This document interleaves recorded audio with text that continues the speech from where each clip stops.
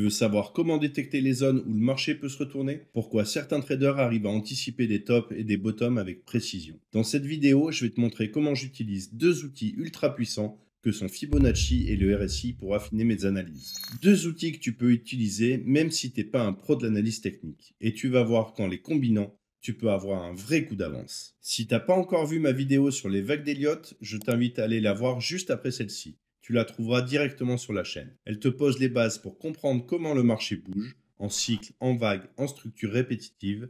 C'est une super porte d'entrée si tu débutes. Dans celle d'aujourd'hui, on va pousser un peu plus loin. On va apprendre à repérer les zones clés, les zones où le marché hésite, rebondit ou inverse sa direction.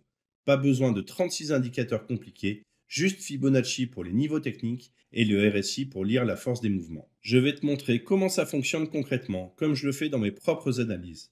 Tu vas comprendre pourquoi je combine ces deux outils et comment je m'en sers pour valider ou invalider un scénario. Avant de rentrer dans le concret, pense à liker, à t'abonner et à cliquer sur la cloche pour ne rien manquer de mes prochaines vidéos. Et si tu veux aller encore plus loin, je t'invite à rejoindre la Boussole Crypto. C'est un canal privé dans lequel je partage mes analyses en temps réel, les scénarios qu'on surveille, les points d'entrée qu'on prépare.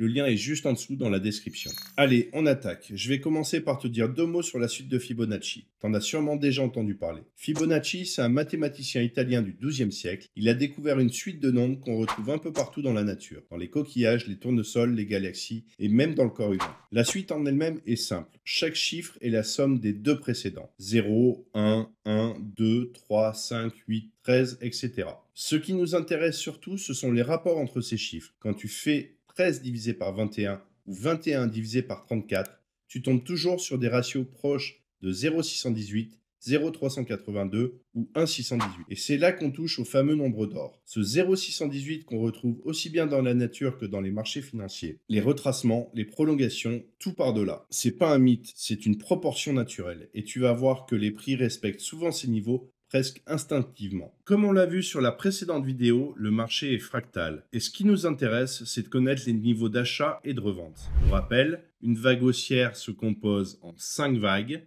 comme ceci, et une vague corrective se compose en 3 vagues. Comment fait-on pour aller chercher les vagues? Il y a quelques règles à connaître. C'est évidemment pas une science exacte, mais ça pose un cadre. La vague 2, ici, ne retrace jamais le début de la V1. Donc concrètement, la vague 2 ne peut pas passer sous cette ligne-là. La vague 3, ici, n'est pas la plus courte. C'est-à-dire que si on prend une droite ici et qu'on la transpose sur la vague 3 est forcément au-dessus. La vague 4, celle-ci, est forcément au-dessus de la vague 1. Elle ne peut pas passer en dessous. Et la vague 5, on a forcément une divergence sur le RSI.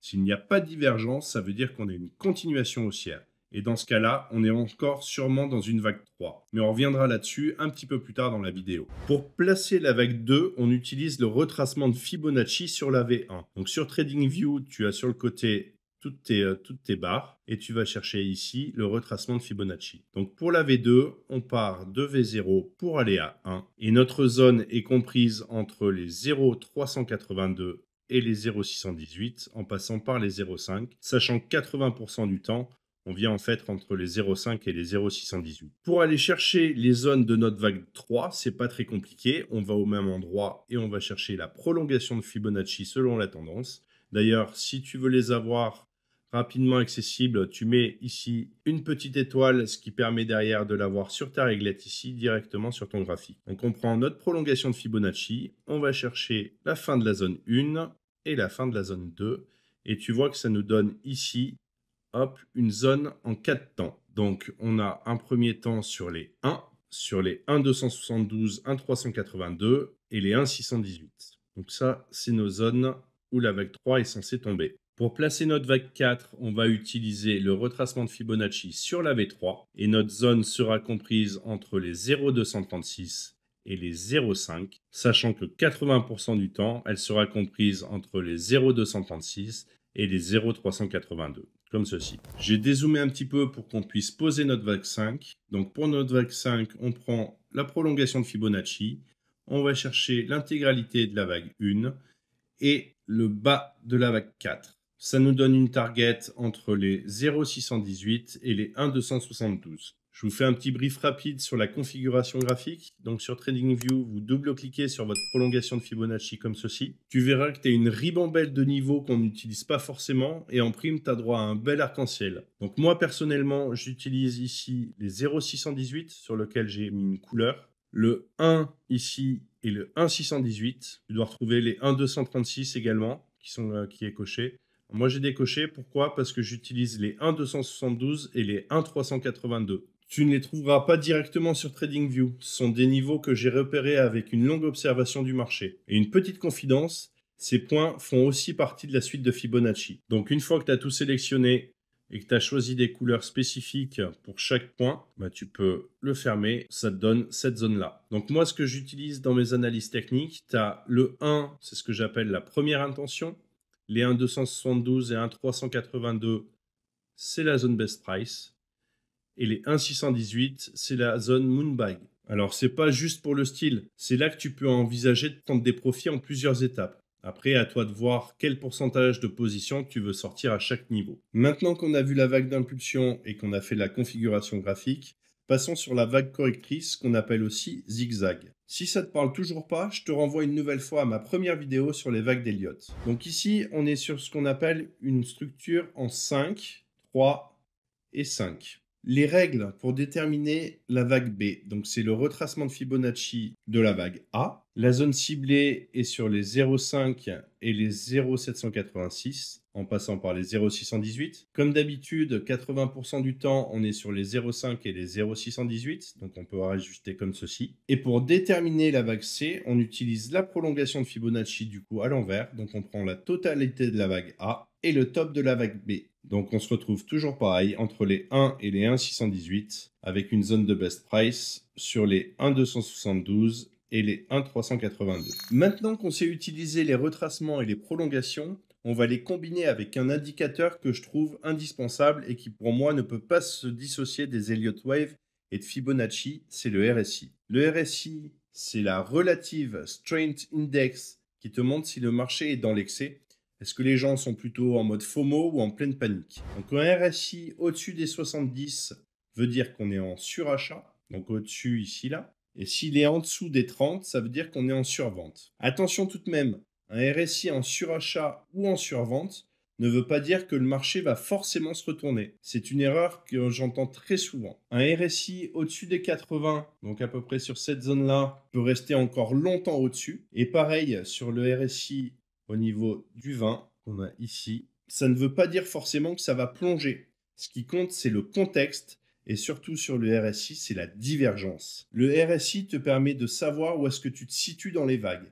Par exemple, sur une vague 5, s'il y a une divergence entre le prix et le RSI, ça peut te donner un signal de fin de mouvement. Et pour ça, je vais te montrer comment on fait. Nous voilà sur le graphique du ENA en D1. Donc en D1, ça veut dire que chaque bougie représente une journée de cotation. Donc dans un premier temps, ce qu'il est nécessaire de faire, c'est de borner ton graphique, de savoir où est-ce qu'est ta fin de mouvement. Donc là, si on prend concrètement notre graphique du ENA, on peut voir qu'à partir de ce moment-là, ici, à partir d'ici là, on a ce qu'on appelle une divergence. Donc une divergence, c'est quoi? C'est quand le prix et le RSI partent dans des sens différents. Donc là, on a le prix qui chute. Par contre, on a le RSI qui, lui, est en hausse. Donc là, c'est ce qu'on appelle une divergence. Donc potentiellement, on est sur une fin de mouvement ici. On peut la matérialiser. Pour ça, c'est très simple. Sur ton clavier, tu fais Alt-V et ça te trace une ligne verticale.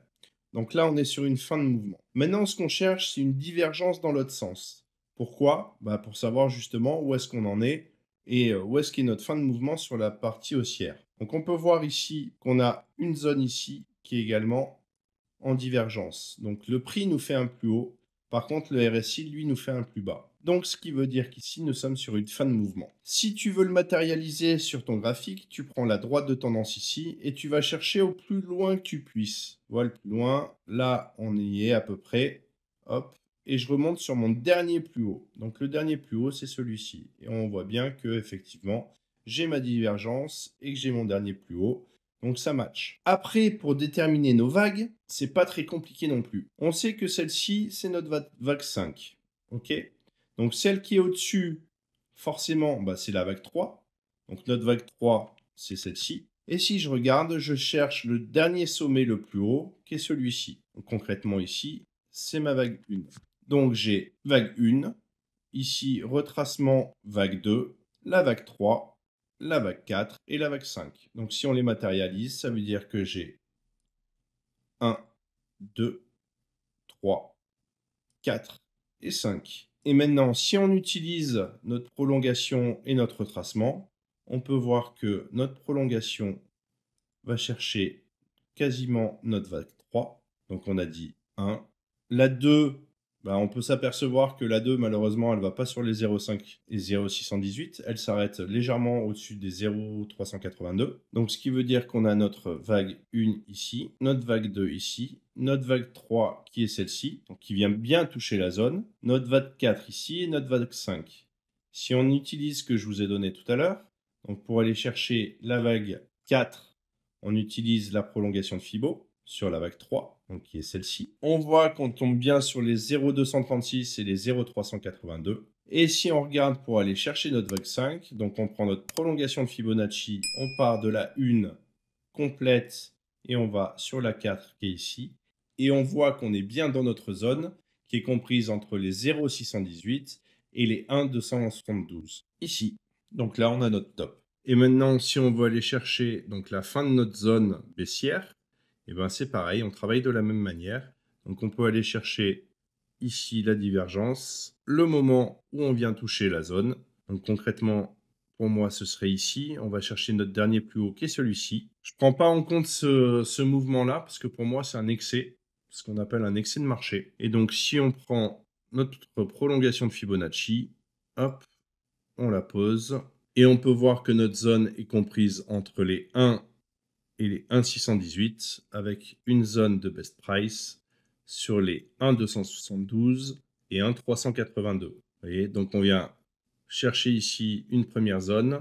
Ici, on voit qu'on a touché juste ici la zone et qu'on est reparti. D'ailleurs, si on veut aller chercher beaucoup plus loin, on peut considérer qu'ici, on est sur la fin de notre zone baissière. Donc ça veut dire qu'à partir de ce moment-là, ici, on est sur une reprise haussière. Et on peut aller chercher sur plus petite unité de temps. Si on regarde ici, hop, on a un pic ici. On voit qu'ici, on fait un plus haut. Donc potentiellement, si c'est un plus haut niveau du RSI, ça veut dire qu'on est sur une 3. Donc ici, c'est une 1. Et si on vient chercher, hop, on fait ça. Donc sur les 1 et les 1,618 avec une zone de best price sur les 1,272 et 1,382. Vous voyez qu'on est venu juste toucher la zone. Donc maintenant, savoir si effectivement on va retracer une partie du mouvement, donc ce qui pourrait être ici jusqu'au 0,5. Je vais souligner un point qui me paraît important. Ce n'est pas parce que je pose ma vague 3 par exemple ici et que toi tu la vois par exemple ici que l'un de nous deux a forcément tort. Il n'y a pas une seule vérité en analyse technique. Il y a autant d'interprétations que de traders. Ce qui compte, c'est que ton scénario soit cohérent, qu'il s'appuie sur des règles claires et surtout qu'il t'aide à prendre des décisions. L'objectif, c'est pas d'avoir raison à tout prix, c'est de gérer ton risque et d'être discipliné. Donc ne tombe pas dans le piège de vouloir coller au modèle parfait. Contente-toi de lire le marché tel qu'il se présente à toi en construisant ton propre plan et surtout en restant flexible. Après, il n'y a pas de secret pour faire des analyses techniques pertinentes. Il faut du temps, de la patience, savoir se remettre en question quand ça ne fonctionne pas et surtout ne pas interpréter le marché comme tu voudrais qu'il soit, mais bien comme il est. Voilà, j'ai terminé pour cette deuxième vidéo. J'espère que celle-ci t'a été utile. Pense à liker, à t'abonner et à cliquer sur la cloche pour ne pas manquer mes futures vidéos. Je te souhaite une excellente journée et comme toujours, prends soin de toi et tes cryptos. Ciao!